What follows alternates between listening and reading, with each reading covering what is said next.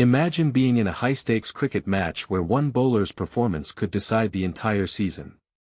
That's exactly what happened at Lord's last night, and it's a story that's way more fascinating than just the numbers on the scoreboard. Let me tell you why this Southern Brave vs London Spirit clash isn't just another T20 game, it's a masterclass in pressure, strategy, and the unpredictable genius of Jofra Archer. Personal note, I've watched hundreds of cricket matches, but this one had me leaning forward in my chair, gripping my remote like it was a cricket bat. What makes this really interesting is how a single bowler's 4-9 changed the trajectory of an entire tournament. Let's unpack this like a detective with a passion for T20 cricket.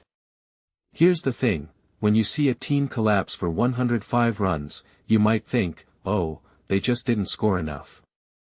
But what many people don't realize is that this was a textbook example of how fragile confidence can be in limited overs cricket. London Spirit had Jonny Bairstow playing a solid 56, but that wasn't enough. The real drama?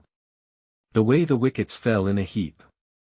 From 52 to 2 to 105 all out, it felt like a slow-motion car crash. And here's where I think the narrative gets juicy.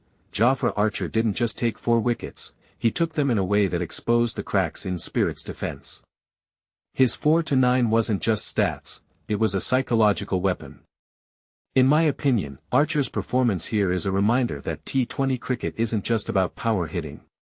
It's about timing, precision, and knowing when to strike. This raises a deeper question: how often do we undervalue the art of bowling in the middle overs, especially when the pressure is on? I mean, imagine being a batsman facing Archer when you're already on the back foot. It's like trying to solve a Rubik's Cube while someone's shouting instructions at you. Now, let's talk about the chase. Southern Brave needed 106, and they made it look harder than it should have been. I've seen teams chase down targets like this with ease, but Brave lost 2 early wickets, which immediately put the brakes on their momentum. But here's where the story gets even better. Jamie Smith's 36 wasn't just a score, it was a lifeline.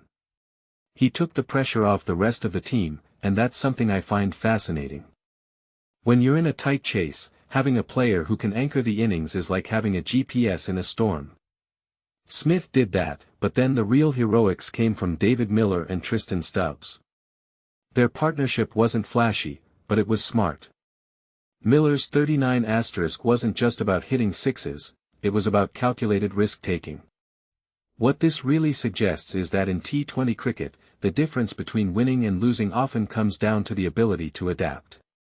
And that's where I think the bigger trend lies. Teams are starting to value patience and patience alone over brute force. This match was a microcosm of that shift. If you take a step back and think about it, the way Brave batted, staying disciplined, not getting carried away, was a masterclass in mental toughness. It's almost like they were saying, we're not here to entertain, we're here to win. But let's not forget the bigger picture. This win keeps Southern Brave in the Eliminator race, and that's huge. For Spirit, though, it's a wake-up call. They're not out of the tournament yet, but they'll need miracles now. And here's the kicker, Jofra Archer's quote after the game, "We seem to always make it hard for ourselves," is both humble and brutally honest. It's a rare moment of self-awareness from a player who's used to being in the spotlight. What does this mean for the rest of the season? Well, personally, I think this match is a turning point. If Brave can keep this kind of composure, they're a real threat. But if Spirit can regroup, they might still have a shot. One thing's for sure, cricket fans are in for a wild ride.